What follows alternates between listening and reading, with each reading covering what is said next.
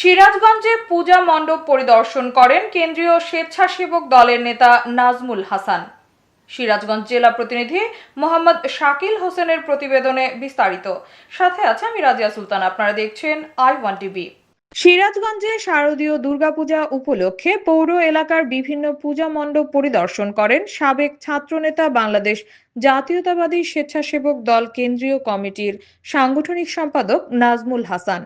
মঙ্গলবার রাতে সিরাজগঞ্জ শহরের বেশ কয়েকটি পূজা মণ্ডপ পরিদর্শন, হিন্দু ধর্মাবলম্বীদের খোঁজ খবর এবং তাদের সাথে মতবিনিময় করেন তিনি। এ সময় তিনি বলেন, বাংলাদেশে সব ধর্মের মানুষ মিলেমিশে শান্তিপূর্ণভাবে বসবাস করছে। পূজা হিন্দু সম্প্রদায়ের উৎসব হলেও এটি সার্বজনীন আনন্দ উৎসব। আমরা সবাই মিলে এই উৎসবকে সফল ও শান্তিপূর্ণভাবে সম্পন্ন করতে সহায়তা করব। সাম্প্রদায়িক সম্প্রীতি সিরাজগঞ্জের গর্ব। এই ঐতিহ্য ধরে রাখতে সবাইকে একসঙ্গে কাজ করতে হবে।